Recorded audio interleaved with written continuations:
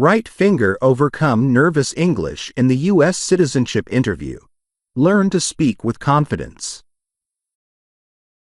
Welcome back to Pathway to Citizenship, where we make the U.S. citizenship journey not just understandable, but actually fun. I'm Anne, your host and your friendly citizenship coach. And with me tonight is Mark, my favorite student of the week. Favorite? That's quite the honor, Anne, though I'm guessing it changes every week. Guilty as charged, but tonight you've earned it, because we're going to talk about something that worries almost every applicant, the English part of the citizenship test. Oh boy, you mean the speaking and listening section? Exactly. Everyone focuses so much on memorizing the civics questions. Who was the first president? When was the Constitution written? That they forget the officer is also listening carefully to how you speak and understand. Yeah, that's what makes me nervous. I know the answers, but when someone in uniform is asking me in English, my brain just freezes. That's completely normal. The test is partly psychological. Think of it like driving. You can know the rules, but when the examiner sits beside you, suddenly the car feels like a rocket ship. Exactly. My tongue becomes a traffic accident. Then we'll fix that. You see, English speaking for the citizenship test isn't about perfect grammar. It's about clear communication. The officer isn't grading you like an English professor. They just need to see that you understand the questions and can respond meaningfully. So it's more about showing comprehension and confidence? Yes. Think of it as a friendly conversation about America. In fact, the speaking and listening test starts before the civics part. When the officer greets you, asks, "How are you today?" That's already part of your test. No pressure. But that's the beauty of it. Every word is a chance to show your comfort with English. And the best way to get comfortable is to connect the English words to meaning.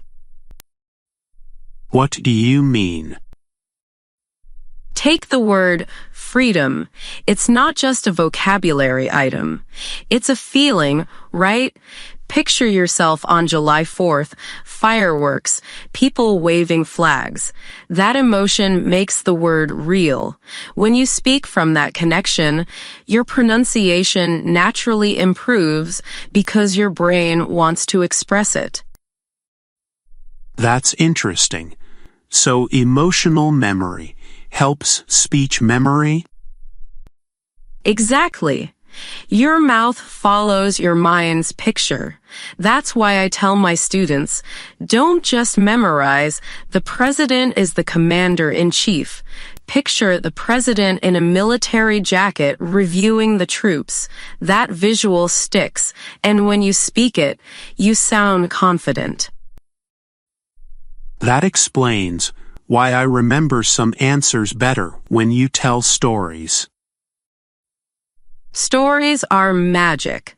They help you think in English instead of translating from your native language. For example, when you hear "we the people," imagine a group of citizens standing together, not the dictionary words.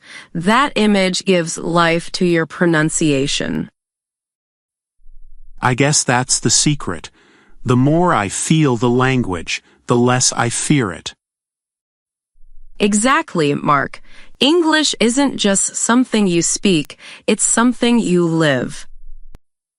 So, Let's dive deeper into improving your English for the interview itself.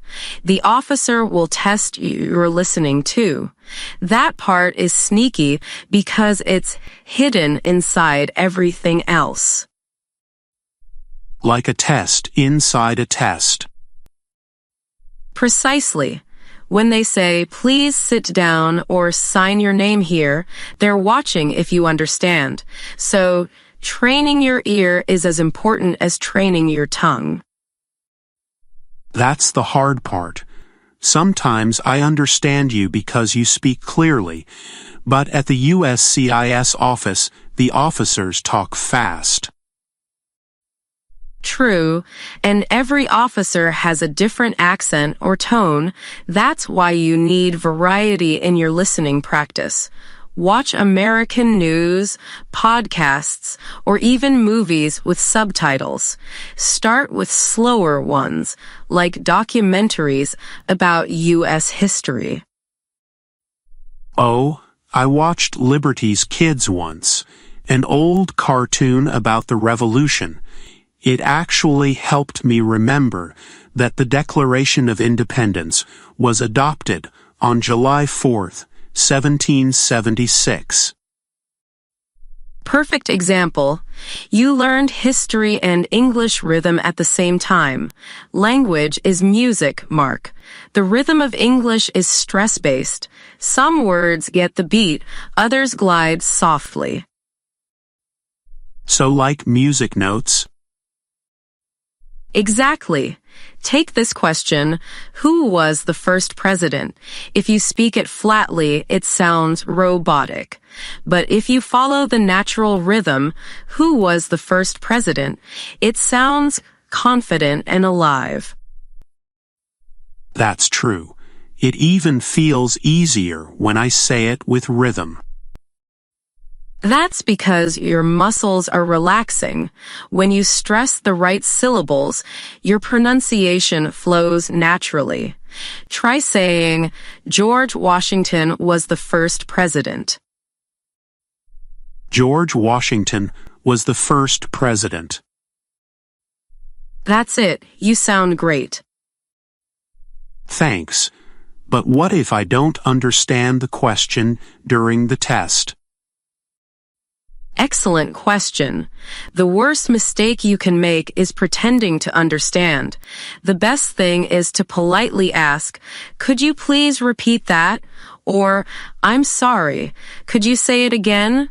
That shows confidence and respect. So it's okay to ask them to repeat? Absolutely. Officers are human. They prefer clarity over guessing. Remember, communication is two-way. That's comforting. I used to think asking meant failure. Not at all. Think of it like driving again. Asking to repeat is like checking your mirrors. It's how you stay safe. That's a good metaphor. I'll remember that. Let's connect this to the civics content.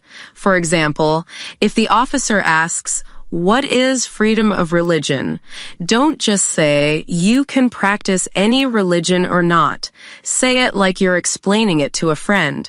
It means people can choose their religion or not have one, and that's their right. That sounds more natural. Exactly. The officer hears that you understand, not just that you memorized. The goal isn't perfection, it's communication. I wish more people told me that. Sometimes I worry about my accent. Let me tell you something, Mark. America loves accents. They're proof that you speak more than one language. Having an accent doesn't mean your English is bad. It means your story is rich. That's honestly encouraging. Let me share a story. One of my students, Sophia from Brazil, spoke with a strong accent but always smiled when she talked. During her interview, the officer asked her, "Who is the father of our country?" She said, "George Washington." With so much energy, the officer laughed. She passed easily. It wasn't her accent, it was her confidence. That's inspiring. I want to be like Sophia. And you will be. The English test is not a wall, it's a bridge. Each word you speak with belief carries you closer to citizenship. That's a beautiful way to see it. Because it's true. The U.S. citizenship test doesn't just ask what you know about America. It asks how you belong in America. And speaking English is one way you show that you're already part of the story.